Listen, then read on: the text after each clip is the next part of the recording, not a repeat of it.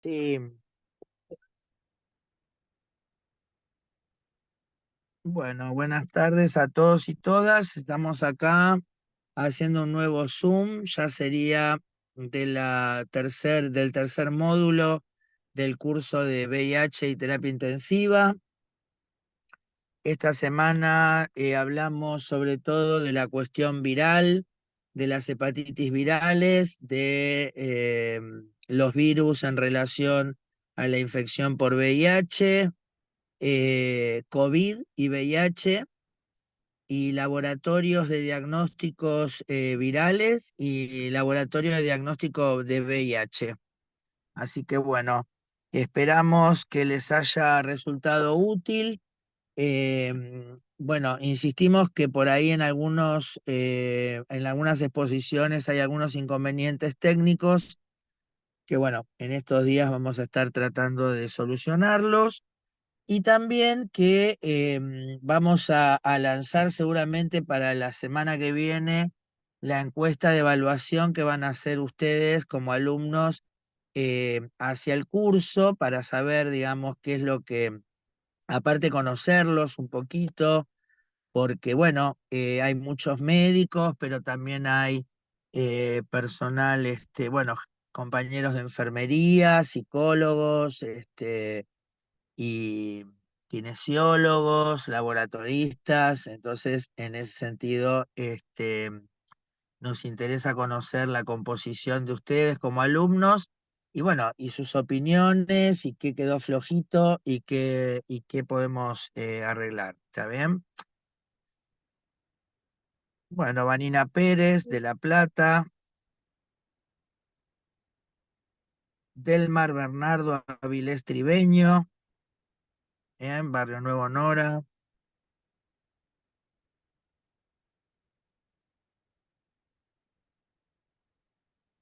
Se escucha perfecto, nos dicen por acá. Laura Daniela Bianchi, Fabio Obregón. Bueno,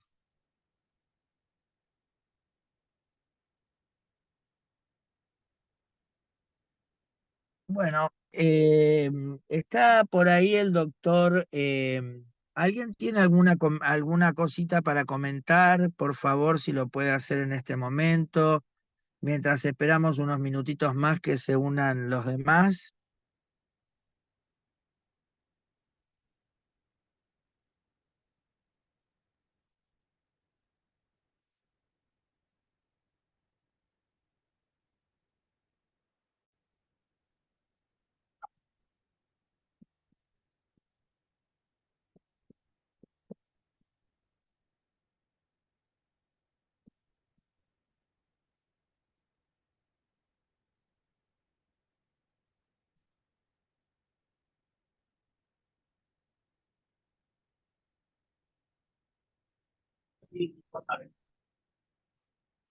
Bueno,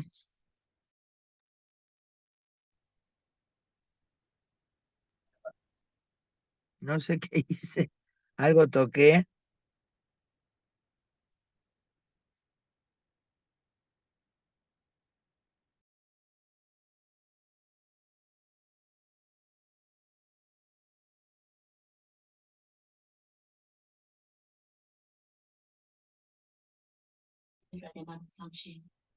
Significa nueva. Las monjas van a llamarla Catherine, que claro, nadie más podrá pronunciar. Bueno, que están esas monjas. Bueno, No ¿me sé, escuchan? no puedo aprender. Supongo que podría verlo así. ¿Tú pones? Creo que puede ser un poco más complicado. Hola. Sí, sí, de mi parte escucho bien. Bueno, fantástico. Bueno, está el doctor Flores, Marco Flores, ¿m? Y también la compañera Inés Apiola, que hace muchísimos años que trabaja en el hospital, prácticamente casi cuando estaba el doctor Multare, vos viniste un poquito después, ¿no? Con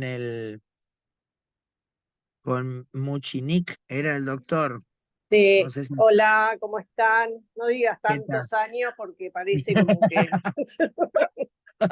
Pero sí, hace 25 a 24 años que estoy en el hospital, un poquito más. Así que bueno, acá estamos. Fantástico. Inés, decinos, ¿hay alguna variación en la población que se diagnosticaba en un primer momento? Y hoy lo que se está dando, digamos, de las serologías que hacemos, que nos dan positivo, ¿qué cambio podemos ver, digamos, en las características, si es que los hay, ¿no? ¿Quiénes eran los grupos Y o actividades de riesgo, ¿no? bueno, antes era más bien población masculina, hombres que tenían sexo con hombres, y ahora, digamos, a lo largo de todos los años como que se fue feminizando un poco la epidemia, ¿sí? Eh, Lo que hace algunos años sucedió es que se encaró como muy agresivamente el diagnóstico, acercándolo a la población. Entonces eso permitió que muchas personas que no accedían a un diagnóstico llegaran a conocer su estatus serológico, porque antes de empezar a usar los test rápidos, la gente no accedía muy fácilmente al diagnóstico. Es como que una vez que se implementó el uso de test rápido fuera de los hospitales, la cantidad de gente que no conoce su situación epidemiológica con respecto al HIV disminuyó un montón, porque un montón de gente que no accedía al diagnóstico en los hospitales, a través de los centros de testeo de test rápido, pudieron acceder a su diagnóstico. Y bueno, obviamente cuando se implementó el testeo en mujeres embarazadas, ahí también se detectó mucha población femenina contagiada. Yo creo que eso es básicamente el cambio más importante que se dio en estos años, me parece. Claro, y porque además digámosle a la gente que cuando empezó todo esto, o sea, una persona venía hasta el hospital, se presentaba, decía que se quería hacer el análisis, se le hacía en algunos casos, por ejemplo, nosotros estábamos en esa época en el Fundai, entonces se hacía una relevamiento, digamos, preanálisis que te servía un poquito para ver por dónde venía la cuestión. Y si llegaba a dar positivo, que ya el resultado primero tardaba una semana. Y si daba positivo, era una semana más, y ahí, por supuesto, se perdía totalmente la persona. eh, y bueno, y obviamente hoy, como vos decís, ¿no? Ya hace unos 15 años más o menos empezó a implementar digamos, una política de testeo, digamos, fuera de muros, como vos decís, ¿no? Por un lado en los centros de atención periférica, pero también se salió a la calle a testear, etcétera, y eso también incrementó mucho. En este momento, vos, por ejemplo, bueno, hablábamos de los distintos tipos de testeos, ¿no es cierto? Sí. De screening y, bueno, que por ejemplo nosotros acá en el hospital tenemos el ELISA de cuarta generación que te incluye entonces la búsqueda de antígenos, con lo cual ya bajas mucho el tiempo que tardás en diagnosticar porque no teníamos anticuerpos suficientes, entonces ahora buscamos o podríamos buscar, digamos, presencia de partículas o porciones virales. Ahora bien, ¿eso qué disponibilidad tenemos en el resto, digamos, más o menos sabés en los demás laboratorios? ¿O esto es algo que está acá en el Muñiz y la gente No, que nos escucha? Bien. no. Ya creo que no hay laboratorios que no utilicen ELISAs de cuarta generación. Desde la Argentina fue como un pionero en ese sentido, porque si bien los test son importados, no se producen acá en Argentina los empezamos a usar aproximadamente en el año 2000, que fue cuando aparecieron los de cuarta generación, que detectan anticuerpos de tipo IgG, IgM y además antígeno P24. En Estados Unidos tardaron un montón en licenciarlos para el uso para diagnóstico. Ellos eran como muy precavidos y tenían miedo de que eso no sirviera, entonces tardaron un montón. Nosotros tuvimos como 10 años de ventaja con respecto a la experiencia de usar una ELISA de cuarta generación. Que la verdad, sobre todo en la población que se atiende en el Muñiz, lo que pasó es que como es una población muy expuesta, teníamos muchos pacientes en la etapa aguda de la infección. Entonces, con el ELISA de cuarta generación pudimos detectar muchos que todavía no tenían anticuerpos, pero sí tenían antígeno P24. Entonces, para nosotros fue buenísimo implementar el uso de ELISA de cuarta generación. Y bueno, después en el año 2013, que se implementaron los nuevos algoritmos, ahí cambiamos el método confirmatorio que estábamos utilizando desde el principio de la epidemia, un Western blot que detecta solo anticuerpos de tipo IgG, pasamos a utilizar una carga viral como método confirmatorio. Y eso también fue, la verdad que fue buenísimo, tanto para los pacientes como para el médico tratante, porque el paciente acortaba el tiempo en el que accedía a un diagnóstico y el médico tratante, una vez que ya salía el paciente con el diagnóstico, ELISA positivo, carga viral detectable, y adicionamos los CD4, el médico ya podía empezar a tratar al paciente. Entonces, la verdad que eso fue buenísimo porque acortamos mucho los tiempos, optimizamos los tiempos y los recursos para que los pacientes, cuando salen ya con el diagnóstico en la mano, ya se pueden tratar. Eso fue buenísimo también. La verdad es que Argentina en ese sentido como que aceleró los tiempos para hacer ese cambio, porque imagínate que durante 30 años se utilizó el Western blot como método confirmatorio y el ELISA fue progresando, porque primero detectaba anticuerpos de tipo IgG, después IgG, IgM y finalmente IgG, IgM y antígeno P24. Entonces, en ese sentido también, digamos, fue súper ventajoso el cambio. Bien, y en el ámbito privado, ¿cómo se está manejando? Porque es accesible también, o hay una política, digamos, que distribuya entonces a este tipo de tecnología para los ámbitos privados, o eso ya queda librado al No, laboratorio. eso queda librado al laboratorio. Si bien el Ministerio de Salud emitió ese documento donde propone algoritmos que usan ELISA de cuarta generación, que usan para los centros de testeo test rápido y para la confirmación una carga viral, no es que sea obligatorio, es una sugerencia. Los laboratorios privados después tienen que cobrar esos estudios que hacen. Entonces ahí ya juega, digamos, cómo se maneja cada laboratorio. Digamos, si nosotros, viste que en el hospital tenemos una primera muestra positiva y pedimos una segunda muestra donde se le hace el confirmatorio con la carga viral y se le hace además CD4. Pero en el privado depende de cada privado cómo se maneje eso. Lo que no puede salir es un ELISA solo sin confirmación, ¿sí? Por ahí algún Fantástico. privado se comunica con el médico tratante o con el que solicita el estudio como para que haga una orden para hacer un confirmatorio, digamos, porque el privado tiene que cobrar después esa prestación que da. Así que cada privado no, se maneja de una manera diferente, no es que está totalmente unificado eso, hasta donde yo tengo Inclusive entendido.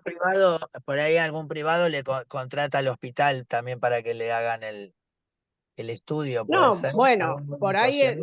por ahí un privado lo que podría llegar a ser, qué sé yo, para mí, no sé si es del todo, digamos, correcto hacerlo, pero lo que puede hacer si no tiene acceso a un confirmatorio molecular o a un Western blot, puede derivar al paciente o la muestra del paciente a otro laboratorio o sugerir al paciente que se haga estudios suplementarios, ¿no? Bien, Como ante bien. un Y primer una, ELISA positivo tiene que ir a confirmación seguros. fantástico.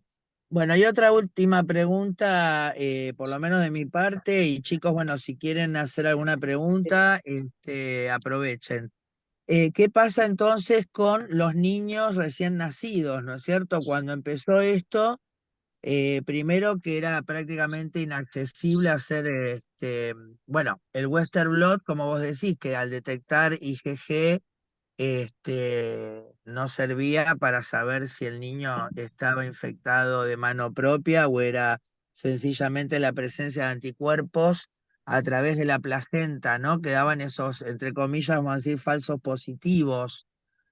Sí. ¿Hoy qué pasa con el diagnóstico en el recién nacido? No, bueno, yo en la charla no encaré el diagnóstico pediátrico, pero es así como vos decís, a través de los anticuerpos uno no puede diagnosticar un niño menor de 18 meses, porque tiene anticuerpos maternos, sobre todo los de tipo IgG, ¿no? Claro. Entonces lo que se hace en los niños es se hace una carga viral como método diagnóstico. Antes se hacía un DNA proviral, que es el DNA del virus insertado en las células de los pacientes, ¿sí?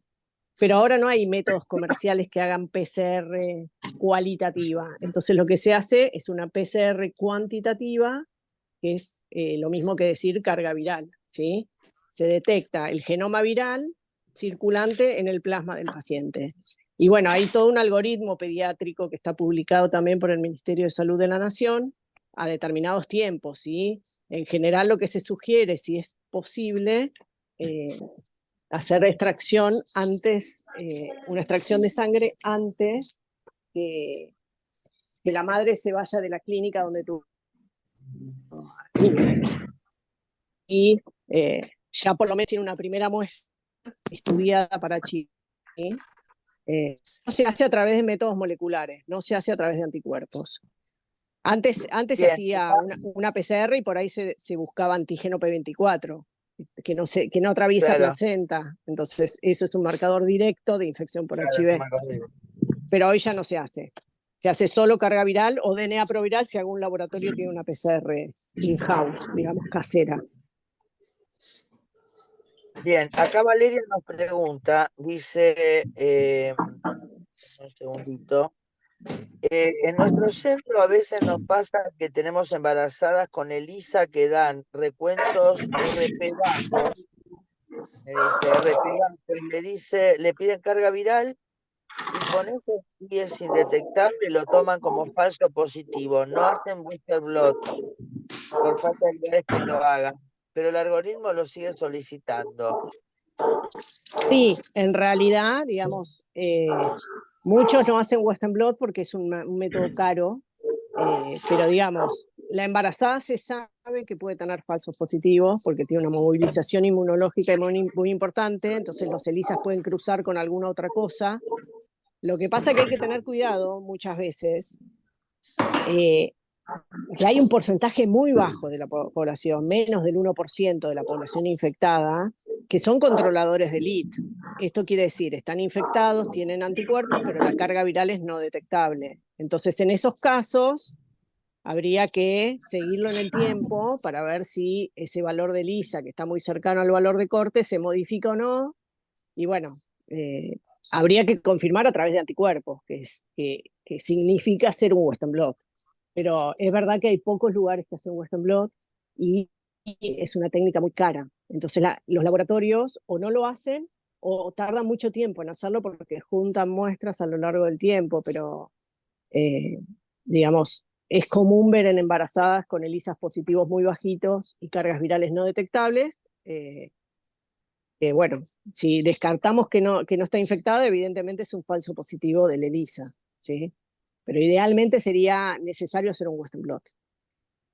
Acá pregunta, pero apenas nace, dice, apenas nace, ya se puede saber si un niño tiene VIH. O sea, vos podrías usar una PCR ya en el recién nacido y ya así Sí, descartarlo.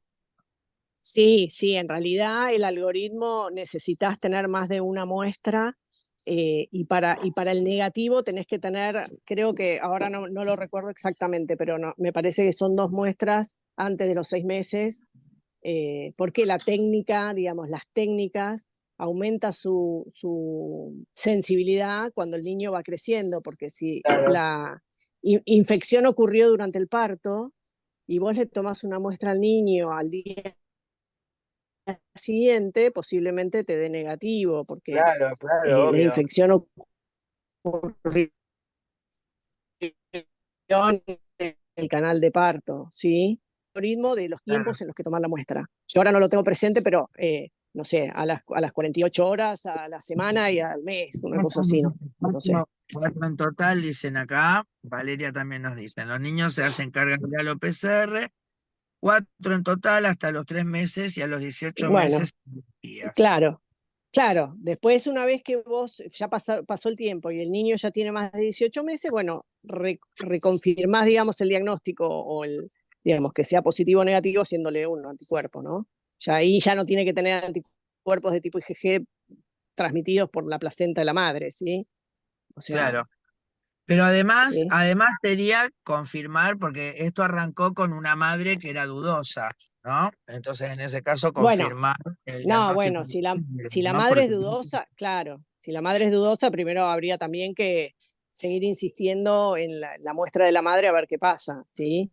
Si yo no le claro, puedo hacer Western blot y solo tengo el ELISA y la carga viral y la carga viral es no detectable, bueno, mi sugerencia es repetirlo en el tiempo para ver si eso se mantiene así o una vez que la mujer ya tiene el parto y tiene el niño, ya esa inespecificidad va desapareciendo, ¿sí? Que fue claro, causada por el embarazo, por la situación de embarazo, ¿sí? claro. Y acá Perfecto. preguntan también, ¿y los de quinta generación qué detecta? Los de quinta generación en realidad es igual a uno de cuarta generación, pero hace dos lecturas distintas, una para anticuerpos y otra para antígeno, ¿sí? Te informa si el positivo es por antígeno o por anticuerpos. Eso es una cosa muy técnica del laboratorio. Al médico o al paciente lo que le va a importar es si es positivo o negativo. No importa si es a través de antígeno o de anticuerpo. Al laboratorio por ahí sí, y por ahí al médico tratante también, porque si es positivo a través de antígeno, significa que el paciente puede estar en un periodo de seroconversión. Y por ahí es importante para el médico saberlo, ¿sí?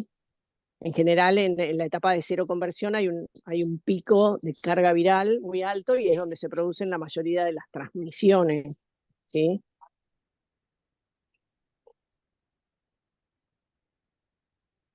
Acá están dando los tiempos de toma de muestra en los niños.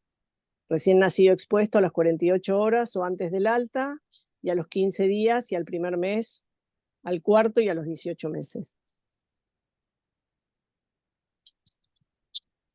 Hola. Sí, Ah, ¿me escuchan?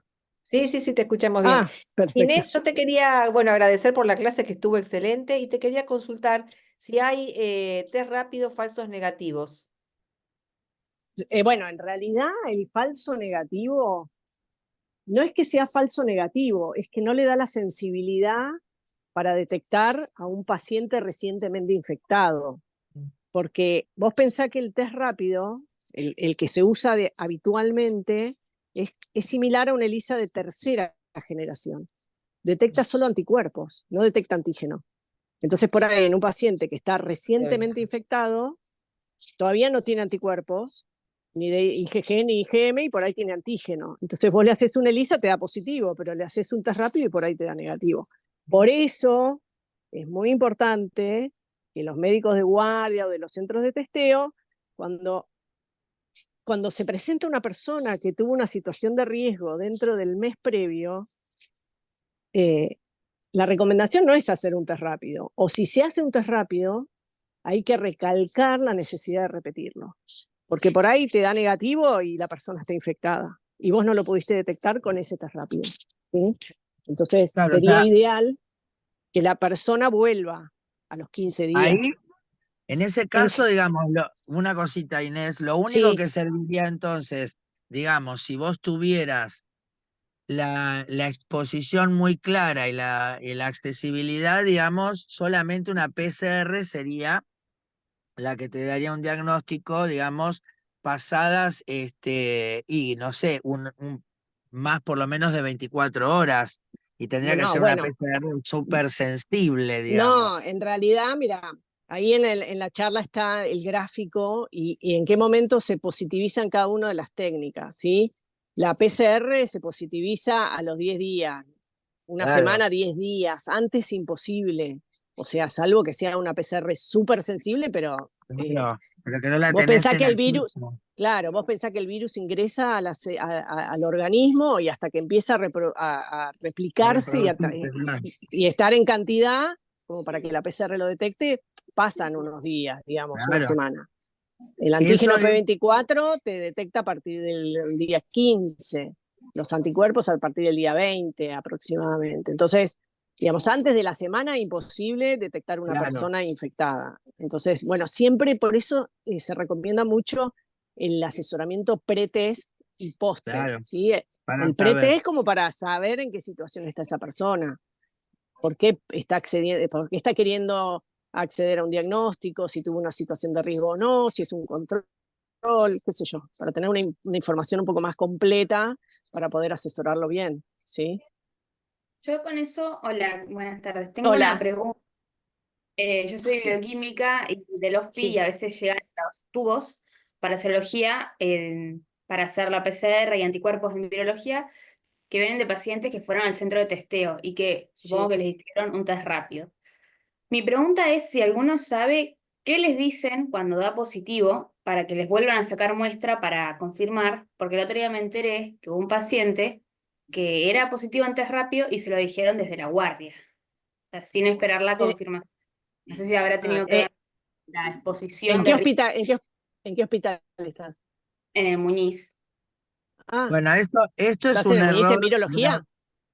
No, ¿Cómo? no, no, en la guardia, en la guardia, En la en la guardia. guardia. Es un pequeño problema que tenemos que Ah, en ok, algún ok. momento tenemos que poder encarar, que bueno, no sé si ustedes vieron la charla que hicimos en relación justamente a las consideraciones éticas, etcétera, en la presunción diagnóstica, ¿no? Y si no lo hicieron, les pido que ingresen al video, que es del primer módulo o del segundo, donde, bueno, hablamos de este tipo de consideraciones. ¿Por qué? Porque no solamente tenés la posibilidad de un falso positivo, sino el manejo que estás haciendo de la información, porque una cuestión es que venga esta persona, digamos, con una inquietud, ¿no es cierto?, que viene caminando, que viene por voluntad propia, que viene en determinado contexto, que vos podés, digamos, individualizar, ¿no es cierto?, a través de una pequeña encuesta, y ves, digamos, qué va a pasar con un resultado positivo que se lo tenés que plantear al paciente. Vos no le podés ocultar que le dio positivo, pero por supuesto basados en la historia personal de esa persona, porque por ahí te trae, por ejemplo, un análisis que le dio negativo hace una semana, hace 3 semanas. Entonces es otro contexto, digamos, para pensar el motivo que lo trajo y en ese sentido entonces ver, planificar, bueno, cómo vas a confirmar ese positivo. Pero nos ha pasado inclusive que venga gente que está enferma, que no sabe que tiene HIV, que viene porque viene pateándose de acá para allá hasta que alguien le dice anda al Muñiz. Y lamentablemente no, hay un grupo de colegas que evidentemente no entienden, no dimensionan el nivel que tiene de compromiso de incidencia sobre la evolución de las personas que vienen y se enteran, digamos, de una, sin, no solo sin la confirmación, sino sin la necesidad, ¿no? Sin la necesidad de decirles, ¿escucha lo que estoy hablando? Mirá, Sí, sí, sí. Mirá, está muy bien aceitado lo que tiene que ver con los centros de testeo, no con la guardia, ¿sí? claro. Son dos situaciones, como decía recién Gabriela, diferentes. Eso está muy aceitado desde el gobierno de la ciudad, desde la coordinación de SIDA, porque hemos capacitado a los centros de testeo, a los CEPAT, CESAC y demás, tanto en la realización del test rápido como en el asesoramiento, qué se le dice, qué no se le dice, O digamos, sea, la idea les es, dice el resultado del test rápido, pero además se le sí, aconseja y se les da todas las posibilidades de que no, vaya se le explica, positivo, negativo. claro, se le Claro. explica Claro, que eso puede ser un falso positivo, que, digamos, o sea, que puede no confirmarse, que en la mayoría de los casos se confirma, porque la verdad es esa, la mayoría de los casos que dan positivo el test rápido se terminan confirmando, pero es un positivo preliminar, no es un positivo claro, definitivo. Se le claro. abre ese abanico de posibilidades porque la persona después por ahí se encuentra con un resultado final negativo y te va a venir a decir, escúchame, hace una semana me dijiste que era positivo y ahora me estás diciendo que soy negativo. Claro. Entonces, digamos, eso está muy aceitado el tipo de lenguaje con el que uno se expresa, cuáles son las posibilidades que se le da al paciente. Ahora, en la guardia es diferente, porque la persona viene con una patología seguramente. Entonces ahí, bueno, sí, hasta que esté el resultado definitivo, bueno, se lo va manejando de alguna manera por ahí diferente a lo que es un centro de testeo. Pero bueno, Claro, sí ahí es un existe la poco. posibilidad de que no se confirme. Hola, buenas noches. Y Bien, gracias. mismo si le da negativo, buenas noches. Si le da negativo también, o sea, existe la Hay que posibilidad que después confirmar, cuando se estudia por claro. ELISA, porque todo lo que entra por guardia se estudia por ELISA y por ahí el ELISA le da positivo, porque ya te digo, muchos médicos piden en personas que tienen síndromes tipo seroconversión, o sea, una infección aguda, y piden un test rápido, y por ahí le da negativo y después el ELISA dio positivo. Eso Bien. vemos bastante. Entonces, Gracias. gracias, Rocío. Bueno, vamos. Muchísimas gracias, de verdad, porque bueno, además, como digo, este es un curso también que viene a traer, con todo respeto, a próceres y pedazos de mampostería del hospital, ya a esta altura. Si bien hay gente Gracias. que es más vieja que nosotras, digámoslo Sí, también, sí. pero ya se han jubilado y bueno, nosotros somos la generación que queda Que de seguimos. lo que fue post-SIDA, ¿no? Porque el hospital se Sí, divide en su historia en pre-SIDA y post-SIDA. Eso es un hecho. Bien. Bueno, te agradezco bueno. muchísimo Bueno, y nos ponemos lamento también. que el audio de la presentación no esté bien encuadrado. Yo No volví a mandar la arreglamos. presentación por las dudas, si necesitan eh, resubirla, digamos, volverla a subir.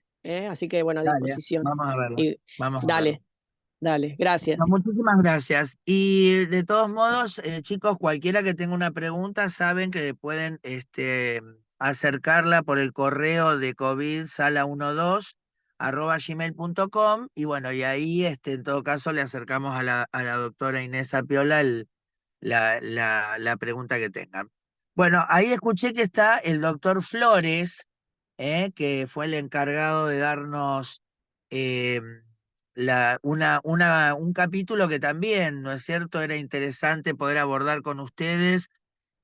Bueno, si bien ya pasó, ¿no es cierto?, todo lo que fueron las olas de COVID y que en el hospital también, ¿no?, otra vez se encontró en el ojo de la tormenta y la salud pública y la salud en general con lo que fue las subidas de la pandemia.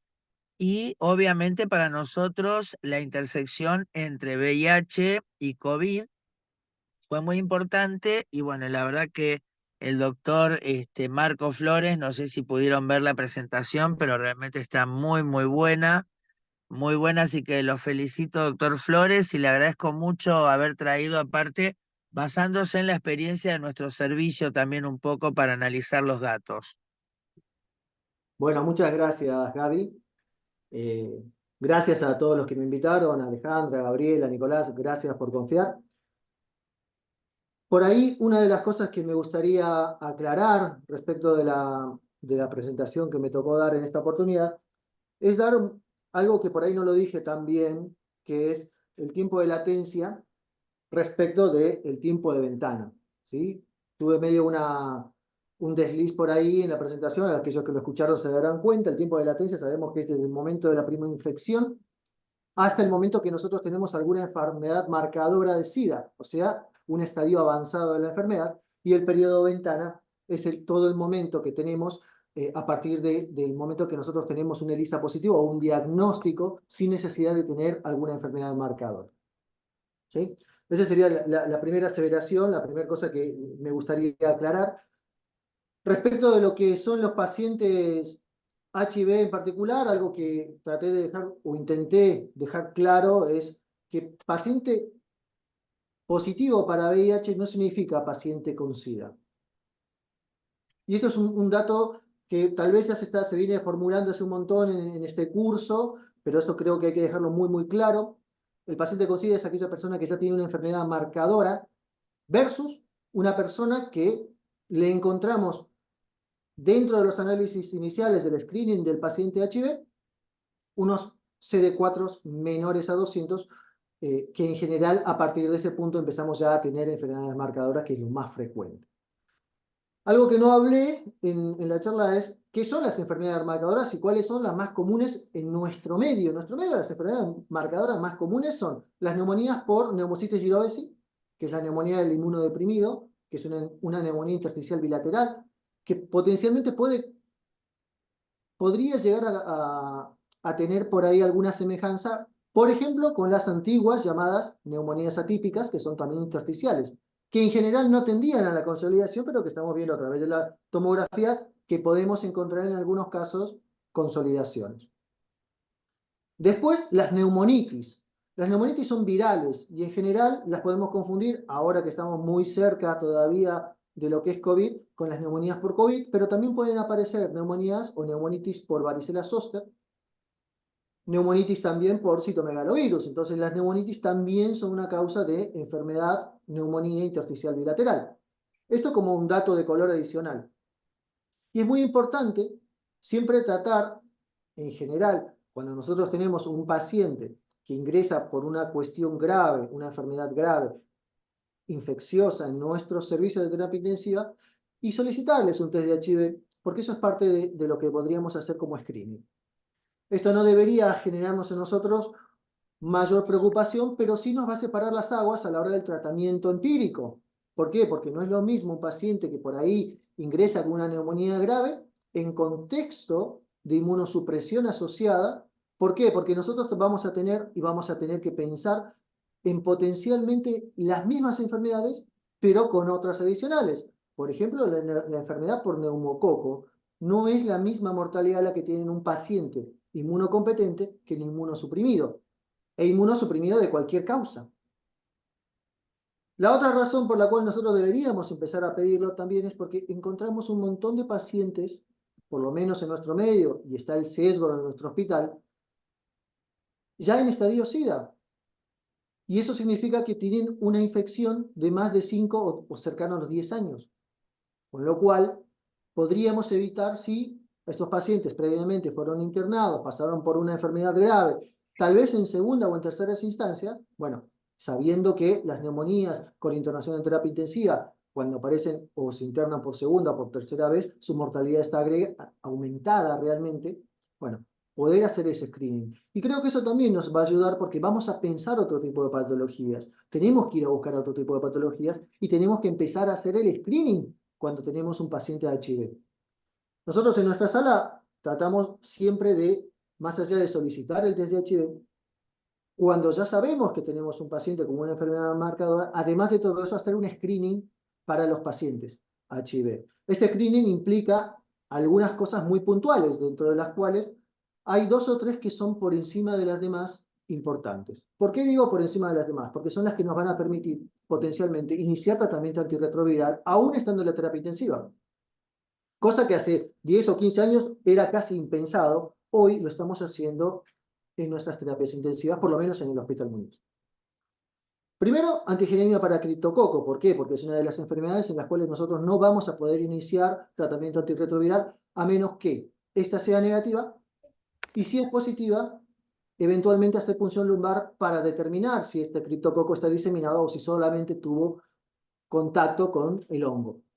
Segundo, tuberculosis, que parece que no, pero es bastante más frecuente de lo que uno creería, dependiendo del ámbito en el que uno se maneje.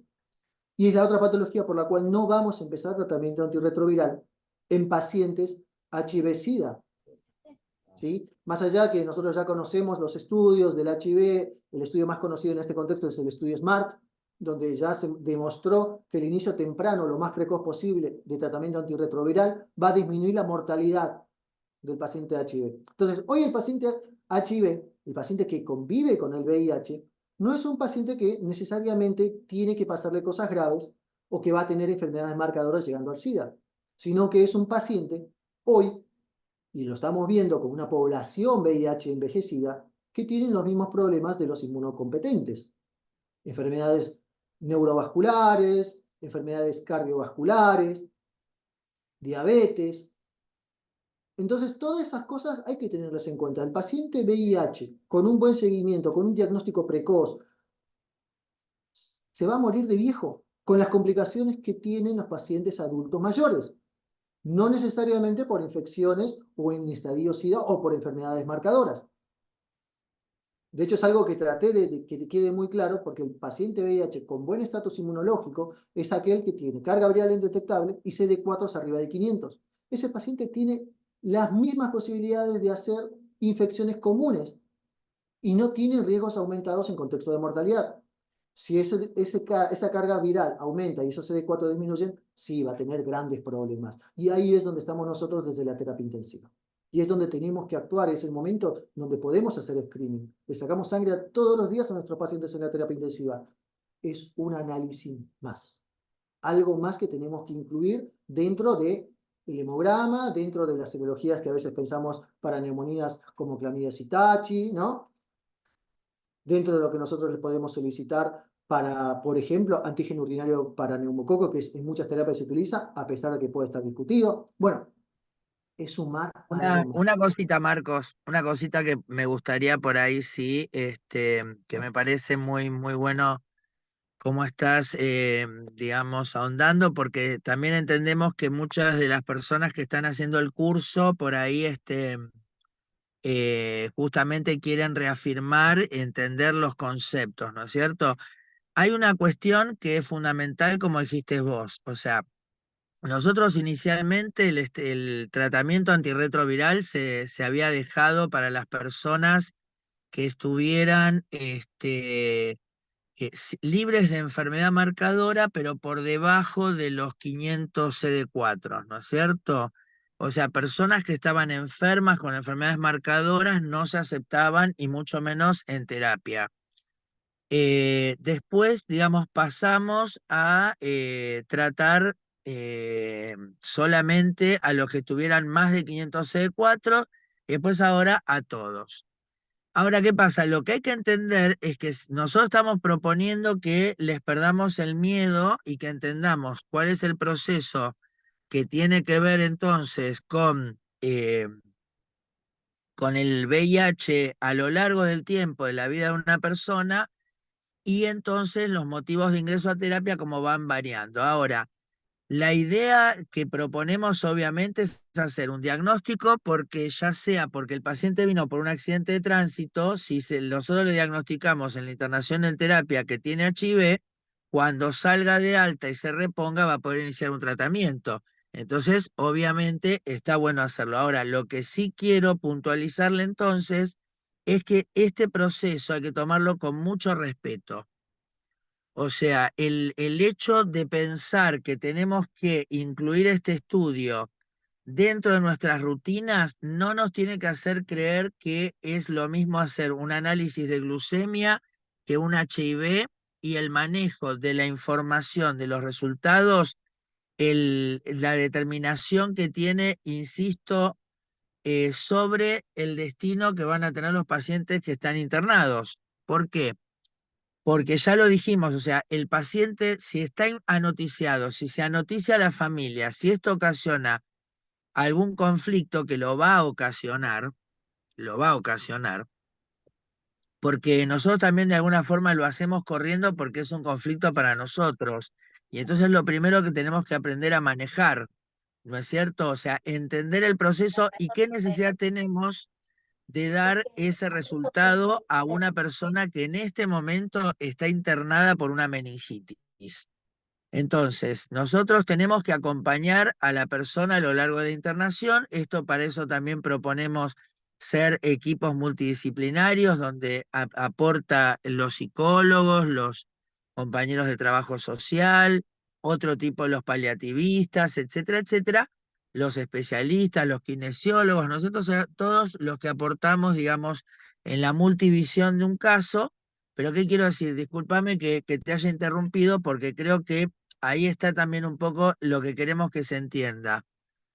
O sea, la idea es que incorporemos la posibilidad de que los pacientes vivan con VIH, lo cual nos va a partir las aguas, ya sea porque está inmunocompetente o inmunodeficiente, y cuál es el motivo que lo trajo a la internación a terapia. Pero hablando de diagnósticos que tenemos que tratar de tenerlos en la mano lo antes posible, los resultados, el manejo de los resultados tenemos que adquirir, digamos, una conciencia y una estructura que nos acompañe en los resultados, porque lo que estábamos hablando, a veces los negativos hay que repetirlos y los positivos hay que confirmarlos, pero además sopesar esa información en este momento al paciente, a la familia que le reporta, y entonces aprender a trabajar el significado que va a tener, el conocimiento que tiene el paciente de lo que es el HIV, porque el paciente solamente tiene prejuicio como tenemos nosotros, y nosotros le tenemos que dar información para que entonces sepa que si le da un positivo, tal vez esto tiene 15 años de evolución y no 3 meses o 3 años, como a veces la gente cree, ¿no? Entonces, bueno, disculpen, por ahí me fui por las ramas, pero me parece importante que esto lo puntualicemos. No, sí, claro, Gaby. O sea, la comunicación en este contexto me parece a mí que uno tiene que tener primero la seguridad de que esto es así. O sea, que es un resultado positivo ya confirmado. Número dos, la comunicación de malas noticias tiene que estar encuadrada dentro de un ámbito determinado.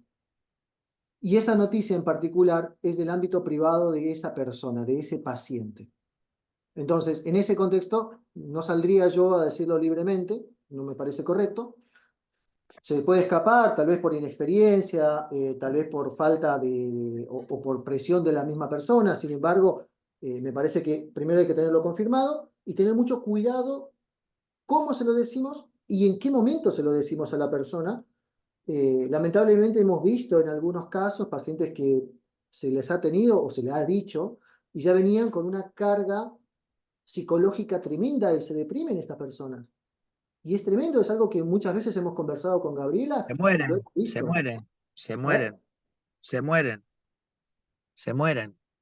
Se mueren, las ves morirse delante tuyo porque la presión psicológica es muy grande, porque la persona empieza a pensar que la familia la va a echar de la casa, que la mujer no le va a creer que no la engañó, que va a perder el trabajo, que no va a poder tener hijos.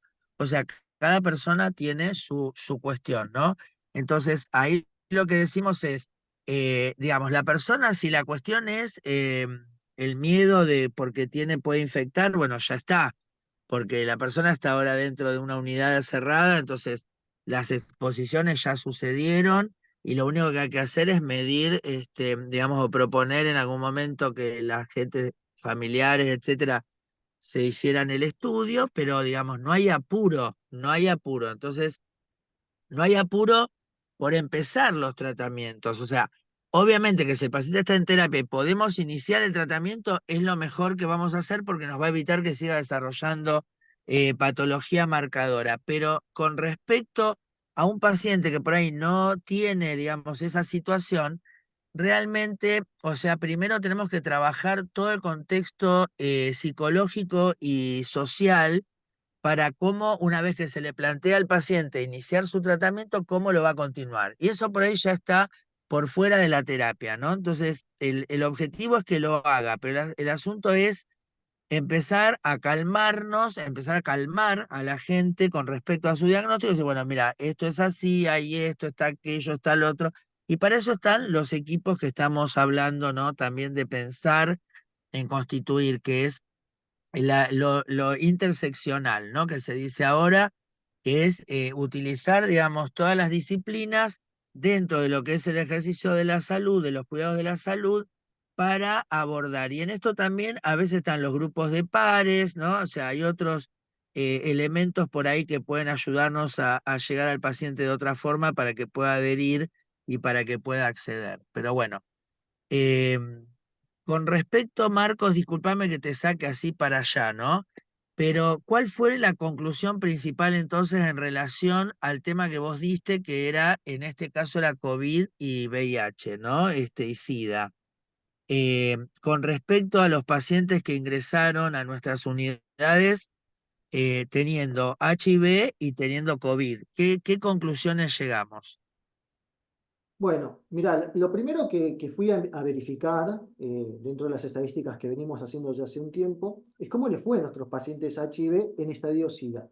Lamentablemente estos pacientes, más allá de hacer el tratamiento de sostén que hacíamos para el COVID, tratamiento para infecciones comunes, infecciones del paciente con VIH en estadio SIDA, la verdad que les fue mal, te diría, entre el 90 y el 100%, con una mortalidad del 90 al 100%. A ese nivel estamos hablando. Entonces son esos pacientes a los cuales la verdad que les fue muy mal en la infección por COVID porque tenían arrastradas otras comorbilidades asociadas.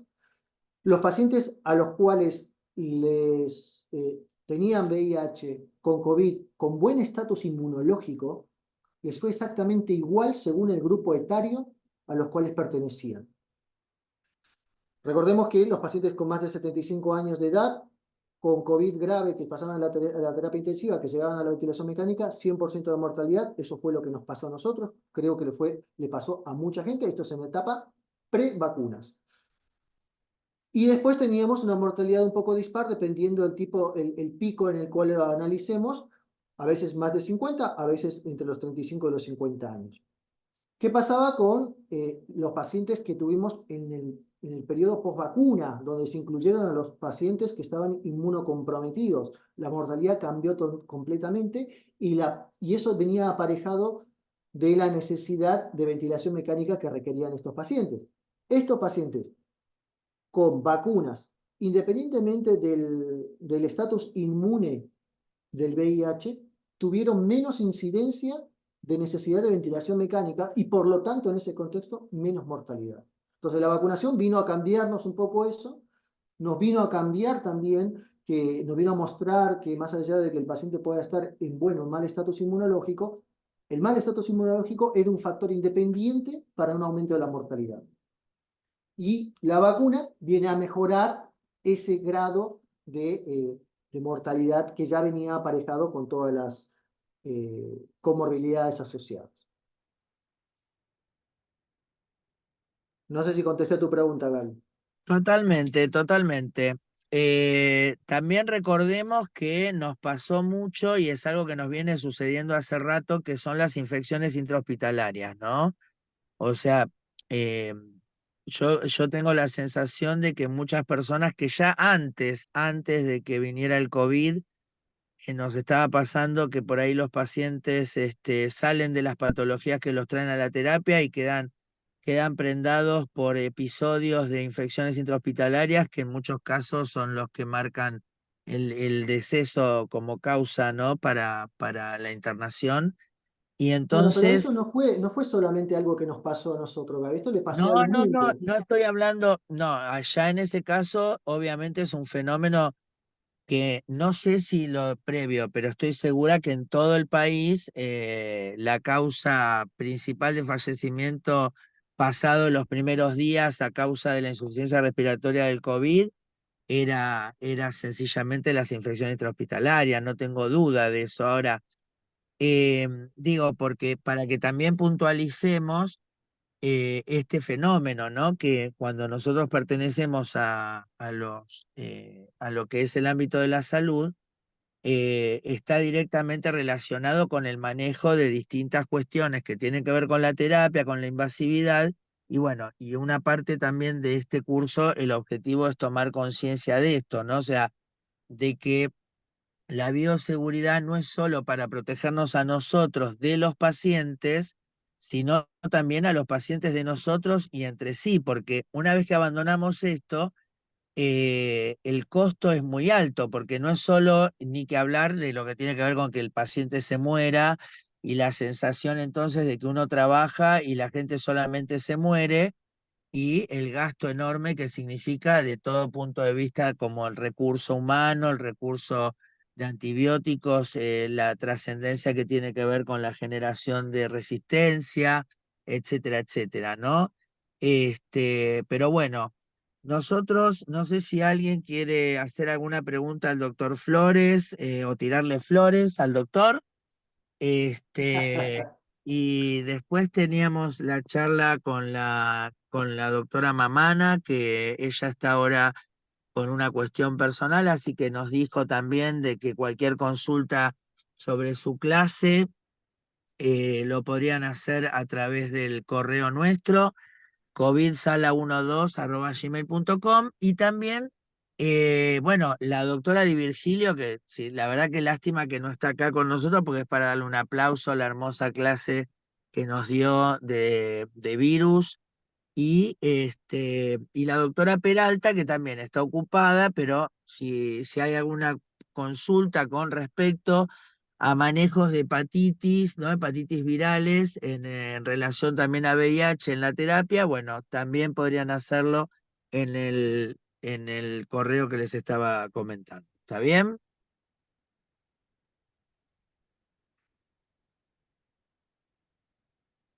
Alguien nos dijo que era un excelente curso. No sé, ¿alguien quiere decir algo? ¿Quieren que cortemos? Porque ya son justo las 19, pasó una hora. ¿Quieren que sigamos?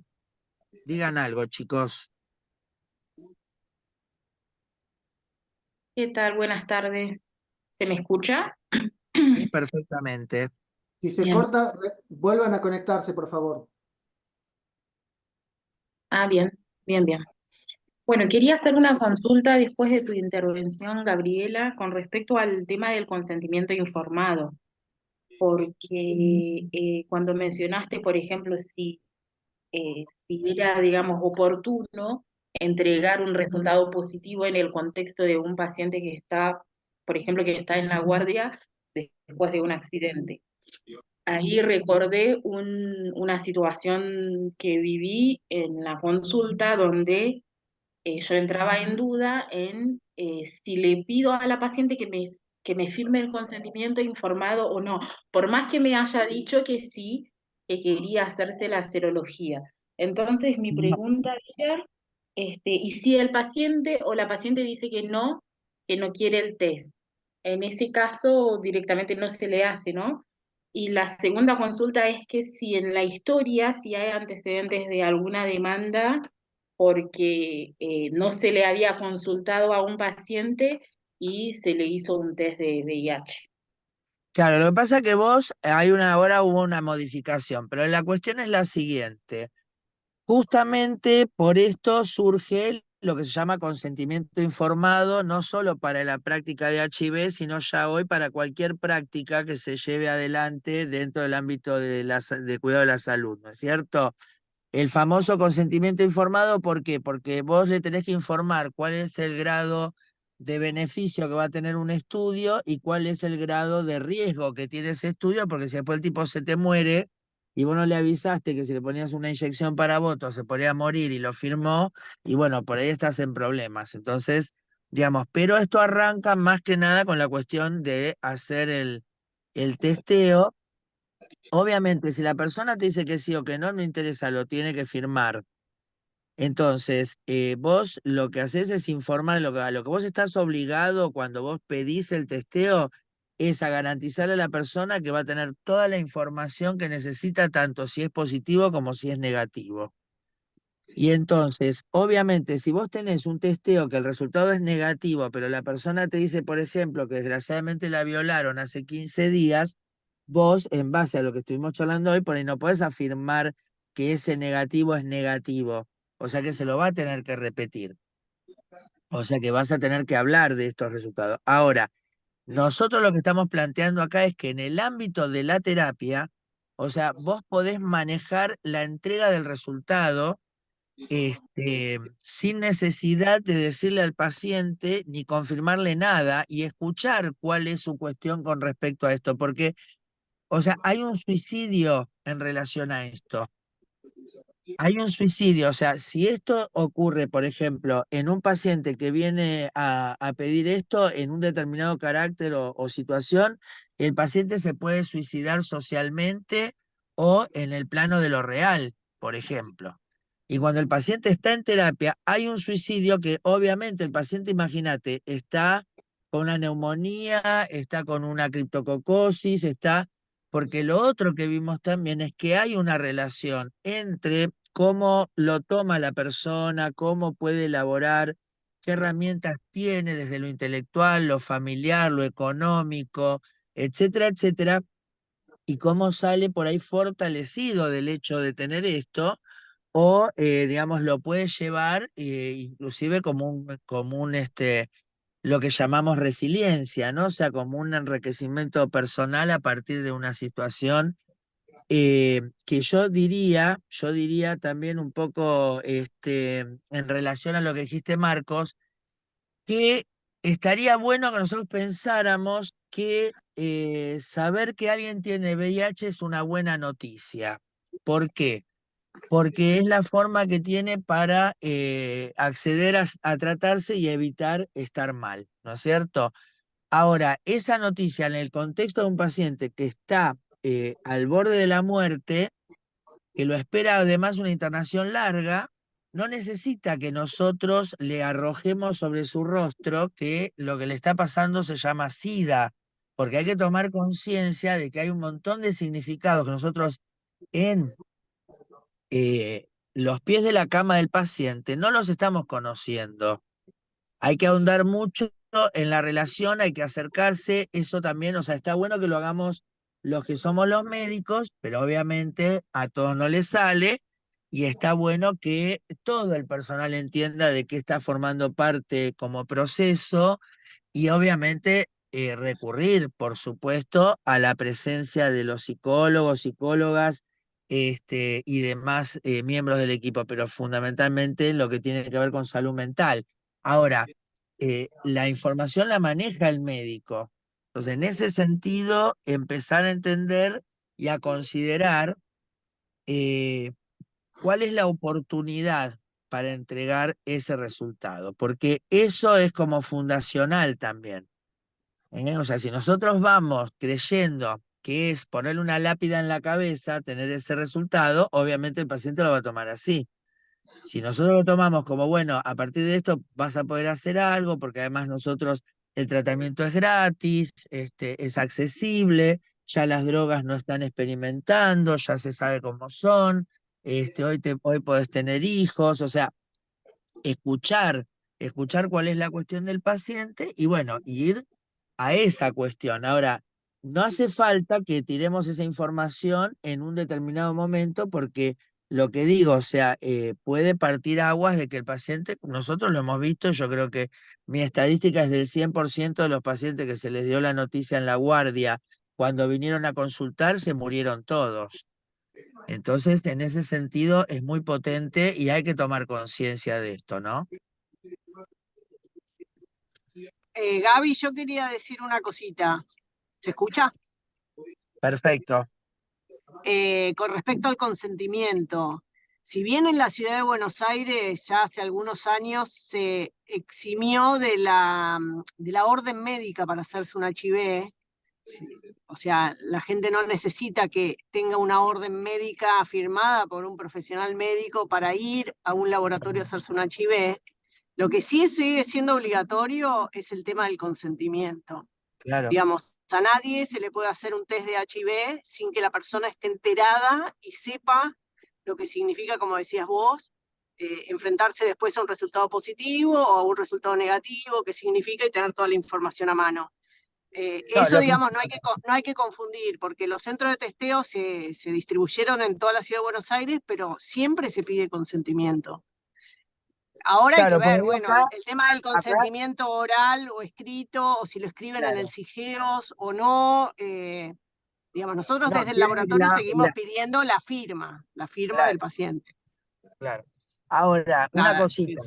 Lo que sí salió en la ley, en la modificación de la ley, es que a las personas que están con deterioro del sensorio podrían entonces estar con una y ausencia de familiares, porque en ese caso sí se le pide el consentimiento a los familiares, pero no necesariamente se le entrega el resultado a los familiares. Esto es lo que hay que entender. Esto es lo otro que hay que entender. Y en todo caso, sí, en ausencia de familiares, sí firmar otro médico, pero por supuesto todo esto bajo lo que se llamaría secreto médico y la cuestión de el evitar el mal mayor, ¿no es cierto?, con el mal menor. O sea, hacerle el HIV sin el consentimiento porque el paciente está en coma, pero a nosotros, y no hay familiares, y a nosotros nos sirve porque, por ejemplo, frente a una tumoración encefálica, si el paciente tiene HIV, casi seguro es una toxoplasmosis, y si el paciente es HIV negativo, casi seguro tiene un tumor. Entonces, fíjate cómo cambia, ¿no es cierto?, tener o no este diagnóstico. Perfecto, sí, de acuerdo. Bueno, chicos, ¿alguien quiere hacer alguna otra pregunta? Yo estoy vagando acá en el hospital con el auto. Hola, ¿qué tal? ¿Cómo están? Buenas tardes. Buenas tardes. No sé si me escucha. La vez pasada fui al taller y bueno, quería decirle a los compañeros que están ahí que se animen y vayan, que está muy lindo hablar con ustedes, digamos. Mi nombre es Victoria, estuve el otro día por primera vez ahí en el hospital, en la sala 3 de terapia intensiva. Es muy lindo lo que dio la doctora y bueno, uno puede charlar y sacarse las dudas, digamos. Así que por ahí a veces uno está esperando una notificación o alguna cosa, pero bueno, que puedes acercarse, por ahí es como a mí me pasaba las veces pasadas que los cupos decían que ya estaban limitados y no podíamos presenciar, digamos. Está bueno los talleres, digamos. Eso quería decir y saludarlos y felicitarlos a todos ustedes por la clase. Bueno, muchísimas gracias y es lo que le decíamos, ¿no? Que el que quiera venir no hay ningún problema. Bueno, obviamente que pensábamos que iban a venir a Tropel todos juntos, dijimos, no, 2.500 todos juntos, no, pero resulta que vinieron 3, así que la idea es que los que puedan venir y quieran son bienvenidos. Recuerden que son los jueves a las 12 del mediodía y bueno, y que después de unos días volvemos a subirlos las filmaciones para que ustedes, aunque no hayan participado, y bueno, y la cuestión de escribirnos al chat, porque ahí al correo, porque la mejor forma de comunicación va a ser esa entre nosotros. Bueno, muchas gracias, ¿eh? Bueno, buenas No, tardes. gracias a vos, y bueno, y ahí nos dejaron también eh, un montón de apreciaciones. Dice, si el paciente está en UTI con alteración del estado de conciencia, bueno, es lo que ya hablamos. Excelente las clases, quisiera saber si vamos, sí, vamos a pasar el PDF, tengan un poquito de paciencia, ¿eh? Bien, excelente el curso, gracias. Repetir el correo para consultar alguna pregunta o duda. Recuerden, covidsala12@gmail.com. Bien, clarísimo, Gaby, gracias. Excelente. Pregunta por acá después del mail, no hay problema. ¿Cuáles son los ítems puntuales que contraindicarían el inicio de tratamiento antirretroviral? Bueno, más que nada, como te decían acá, tuberculosis y criptococosis, digamos, son dos causas, digamos, que han ido contraindicando, pero que, bueno, según la situación y si vos iniciaste un tratamiento de criptococo o un tratamiento antituberculoso, por ahí en pasados algún tiempo podrías intentar iniciar el tratamiento. Bien, muchas gracias, excelente. Yo no tengo tiempo para ir, pero bueno, por eso la idea es que entren, chicos. ¿Eh? Pregunta, ¿cómo se llamaba la peli? ¿Qué peli? ¿La del principio? La del principio de todos era y la banda siguió tocando. No sé si hablabas de eso. Bueno, sería jueves de 12 a 14, chicos, sin anotarse en el Hospital Muñiz a la 3. Eh, Elizabeth Viana. No sé qué es lo que querés que te pasemos, Elizabeth Viana. Muy buena clase. Bien. Paciente en shock séptico y altos requerimientos de inotrópico. Bien, por supuesto, ¿no? O sea, recuerden que si bien los antirretrovirales actuales prácticamente no tienen efectos secundarios terribles, pero, o sea, por ejemplo, ya no vemos más lo que era la acidosis láctica, etcétera, etcétera, pero bueno, está sumando la posibilidad de toxicidad o de algún tipo de reacción en torno, digamos, a un paciente que está grave. Entonces, en ese sentido, por eso, la idea es que tengamos en mente que hay que iniciar lo antes posible un tratamiento, pero como decíamos, ¿no? O sea, tampoco hay que salir corriendo según el tipo de caso que tenga.